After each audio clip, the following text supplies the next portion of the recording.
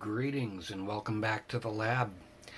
Today we've got another build video and we're going to actually I'll explain this in a minute if you didn't see the last video, but we're going to deal with fixing this mess. So this was a previous version of the solar bulb circuit board. This is the blank version of that. And it was an attempt by myself. Sometimes I try experiments with the circuit boards just to see, will this work? Or while I'm working on, say, this circuit board, I'm thinking about another project. And in this case, it was a question of if I set these things up for surface mount, then I don't have to have the holes going through the board. So there's no holes on the outside here.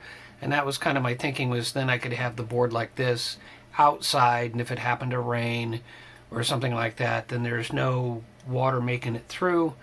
But as it turns out, I had to put these holes in here, which was just to let the wiring for the solar cell through. So that wasn't really a complete effort on that. I really could have made a better effort on it. But as it turned out, the experiment was, can I mount regular components to surface mount pads?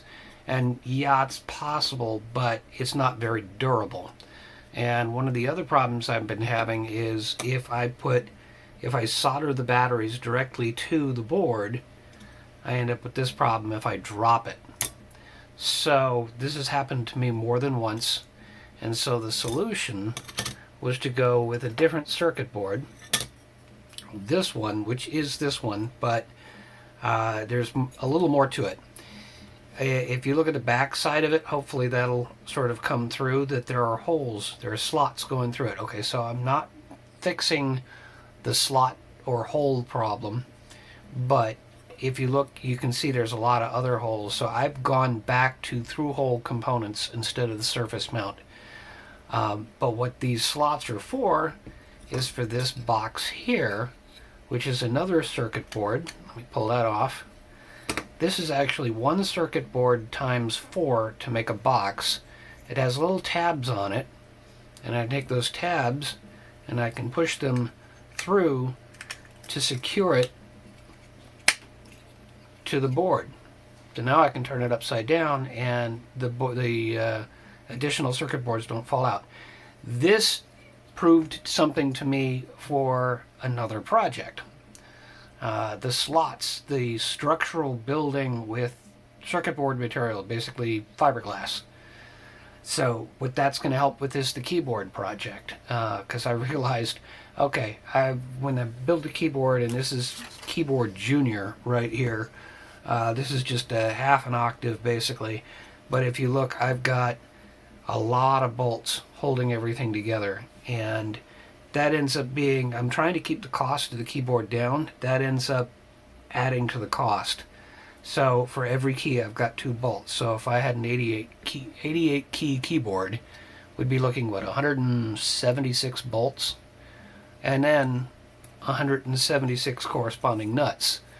That's a lot of bolts to work with. So my thought was, okay, what if I could do something structural like this? And I've now proven to myself that I can. The milling at the factory is close enough that this is a friction fit. But in terms of belt and suspenders, the plan is to take my container of offcuts, and I can take one offcut. Oops, kind of hard to grab just one. Can't eat just one. There's a little hole in the tab that sticks through, and I can stick this in that hole.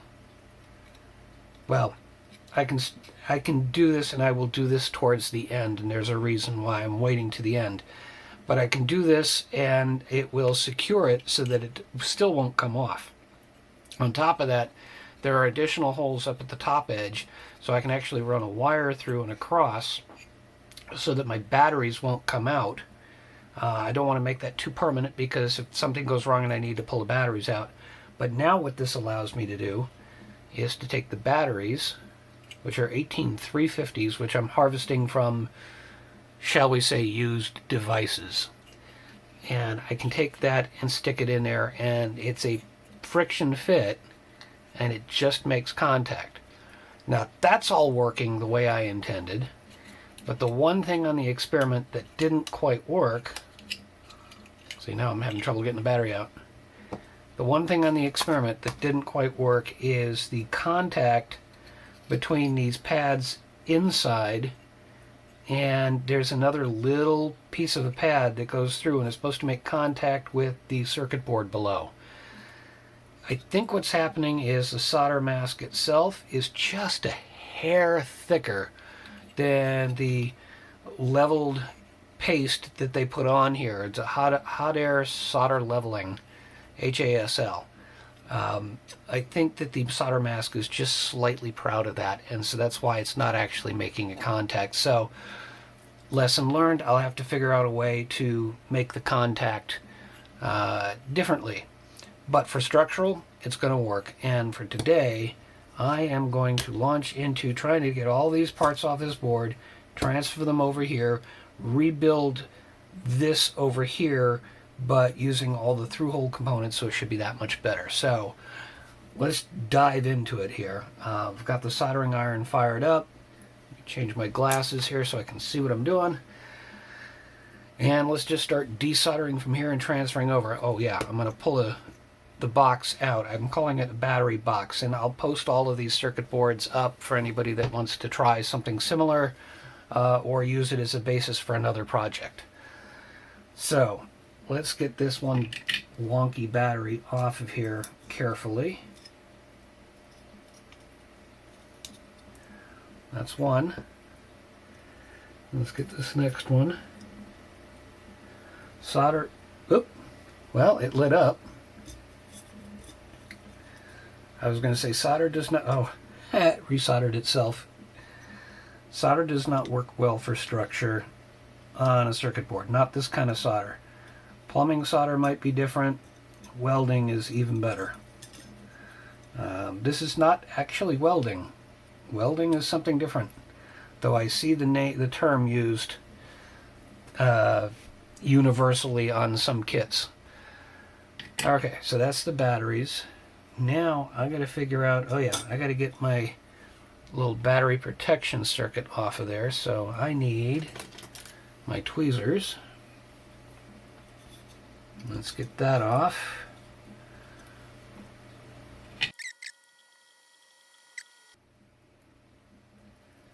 There's the battery protection board. Alright, so now let's get some solder on here. Some fresh solder. We're going to remount the protection board.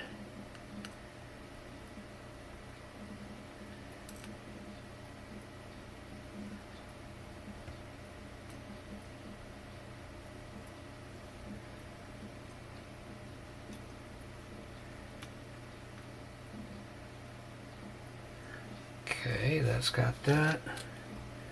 It's the same orientation, right? Yeah.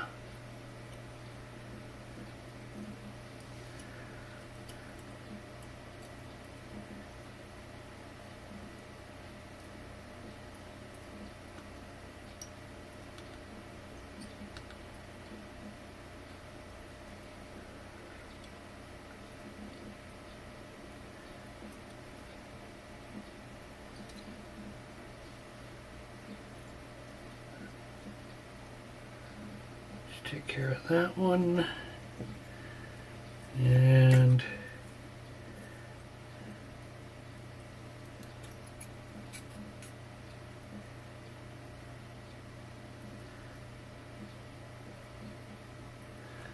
okay, now there's one thing I neglected to show you, which is, let me get my pointer.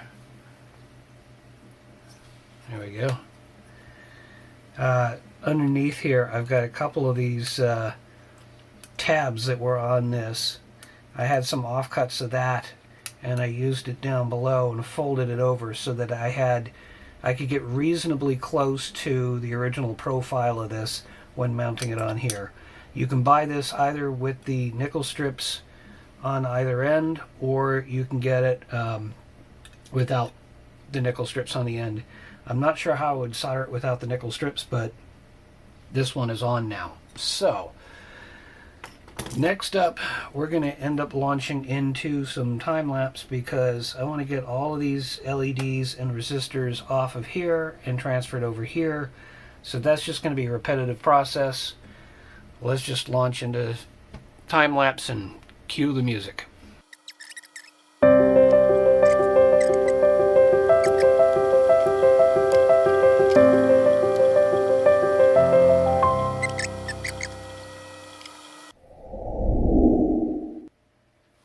Alright, well, we got the LEDs in, but I don't know if you can see the problem here. The difference between the old and the new. And yes, I still have the resistors to do. There were 10 LEDs on this one, there are 12 on this one, which means I need another red and another yellow. Fortunately, when I buy LEDs, I tend to buy more than I actually need for a particular project. So if I run into something like this, or if something goes wrong, I can get the LEDs that I need. So I'm going to pull one of each out of there. I'm going to put it in here, and just like that, you're going to see 2 more LEDs. Okay, so now we've got 2 more LEDs. Let's get to the resistors and get them transferred over. Alright, it occurs to me I need to tell you one more thing about this circuit board. If you could see this circuit board a bit more clearly, I could show you this one, or I could just put up on the screen a render of it, which will help more. But if you look around the outside, there are a number of, there's writing on the outside for each component. Labels, that's what I was trying to think of. And so the labels will show you LED, LED, and so on. On the inside row, turned about 90 degrees, you will see where it says PC1 minus, PC1 plus, PC2 minus, PC3 plus, sorry, 2 plus. The point is the PC represents parallel connection, and the number represents the set of LEDs. So I've got the first pair, the second pair, the third pair, the fourth pair, the fifth pair, and now the sixth pair. So if I use the parallel connection instead of the in between the LEDs, you'll see that it says SC1, SC2, SC3 as you work your way around on that outer row. The SC is series connection. So the idea was, when I designed this, I wanted to have the ability to be able to put 2 LEDs in series or 2 LEDs in parallel. Have the option when I'm building it, depending on what I'm building it for. So in this case, we're going to go with parallel. So the resistors I'm going to put in are going to go in to PC1, PC2, PC3, PC4 on the plus and the minus side. And if I come back from the picture here, I can show you that I've got PC1 minus here, PC1 plus here, PC2 minus, PC2 plus. So on each of the 3 sides there are 2 sets for the first set of LEDs, the second set of LEDs, then up along the top, the first and the second, which is actually the third and the fourth, sorry. Along this side we've got 5 and 6. I think that's why I went to 6 instead of 5, because everything just became that much more symmetrical. So the resistors for parallel are going to be this pair and that pair, although I should say this pair on the inside and outside, and this pair on the inside and outside, more towards the middle. So hopefully that makes some sense. I'm going to put all the resistors in. I'm going to have to pull up another couple of resistors. In this particular case, I'm using 470 ohm resistors. I didn't want this to be too bright and drain the batteries too fast. So hopefully when all of this is done, you will be able to see this thing light up. Okay, back to work. So I'd forgotten how much work it was to use used components, but I got it all done. I got the extra couple of resistors to account for the extra couple of LEDs. That's done. What remains at this point is let's try the battery connection and see if this is going to work. I don't think it is because I think it's not making contact, but this should just plug in. Oops. That really kind of stuck to the board there. And positive is going to be on the top with this one. So let's see. Will that give me anything? No, it won't. So I think what I'm going to have to do here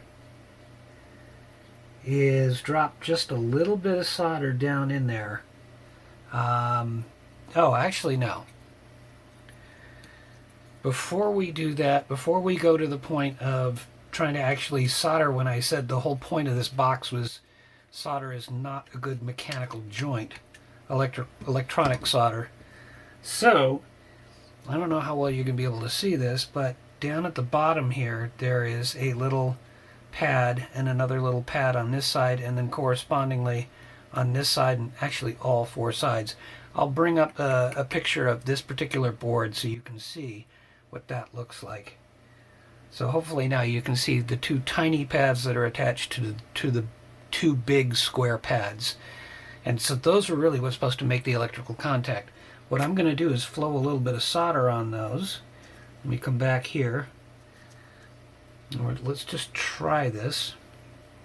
This is with the box already assembled. You could do this without the box assembled. I just want to get just a tiny bit on there.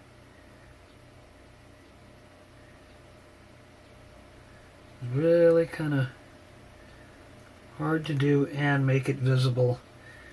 That's more than just a tiny bit. Let me see if I can't clean off my soldering iron now. Because if I'm right, if it's the solder mask being a little bit proud of the pad, this should add just a little bit to the pad and hopefully not make it so I can't get it back in. Now I gotta do the same on the opposite side.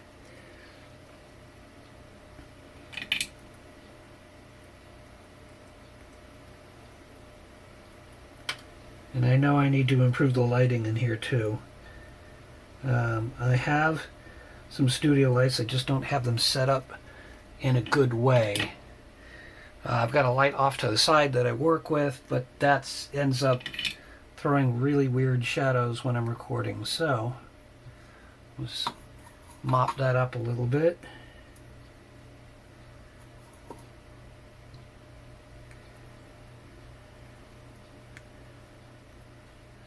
There might be a way when I order the boards to have them flow a little bit more. I'm not sure, but let's, oops, wrong board. Let's take this and attempt to reconnect it. Snap. And if I'm lucky, that'll work. I don't appear to be lucky. Let me try a different battery. Just in case. Now these are the batteries harvested from the original. And, oh wow, okay, I can't use that one. The tab has all but disappeared. This also makes me a little bit more comfortable instead of soldering these onto the board and applying that much heat. I'm really giving it a chance to... Interesting. Okay, so you're experiencing this as I am. So now I'm going to try to flow a little bit of solder in there. Not what I wanted to do originally, but see if I can get a long piece of solder.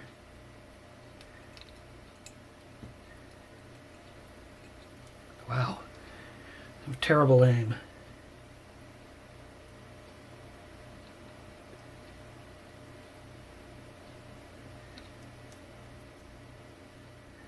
Trying to get the solder to the joint rather than carrying it on the iron. That should, in theory, make a connection. Now I can try and do it on the opposite side. Oops. Did exactly what I said I didn't want to do. I apologize if you can't hear me. Also still working out. I'm trying to keep a schedule of videos here, and I'm trying to deal with lighting and sound. And the first couple of videos in the last little bit just came out so bad in terms of sound, or didn't record at all. I'd rather just rely on the built-in microphone and live with it. So I hope you can bear with me on that. Alright, let's try again. If this doesn't work, I'm going to go away and come back, hopefully with a resolution. Oh, wait a minute. I completely missed something. Alright, I'm going to bring up the circuit board here. I'm going to point at something, and then I'm going to bring the circuit board up on the screen so you can see. I added a little power connector here. Oh, sorry, up here. It says battery power. The idea that was supposed to be like a switch, but instead what I can do is put a jumper on there, and if I do that, then I can put the jumper on when I want to use it, but I can take the jumper off when I don't want to drain the batteries. It also makes it so I can charge it that much faster. So let me try with this battery again. And let me try to manually jump that right here. Bingo! That was the problem, and apparently I failed to properly solder 2 of these LEDs. But there you go. That's the problem. I need to add that.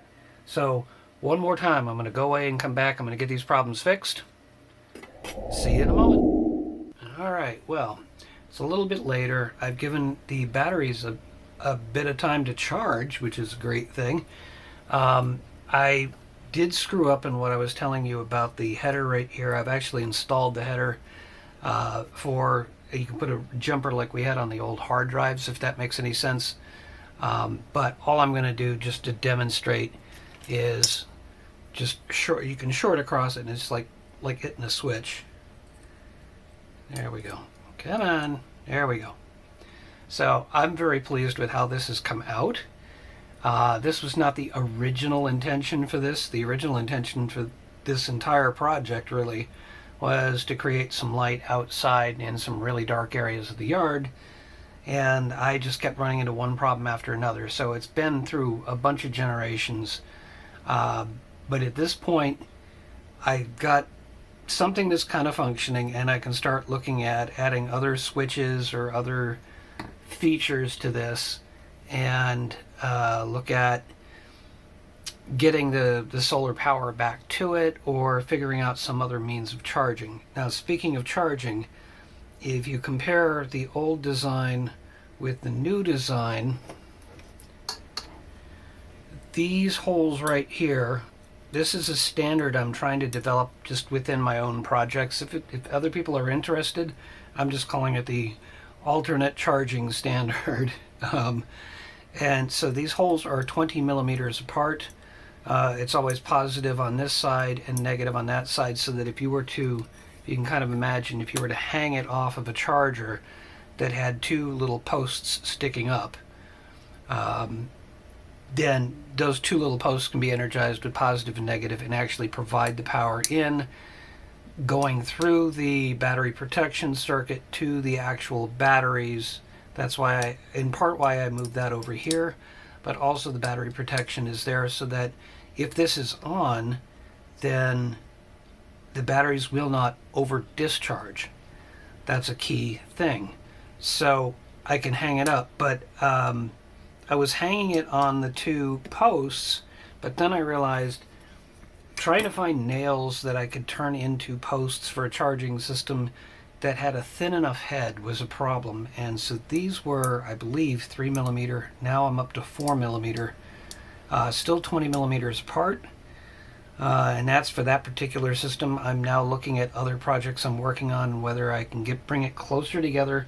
But my fear in bringing these too close together is that the potential for shorting across these two posts, these two connections, could then short out the battery. Fortunately, the batteries are protected, so it shouldn't actually matter, but I'd like to build in some additional circuitry into the standard to deal with that.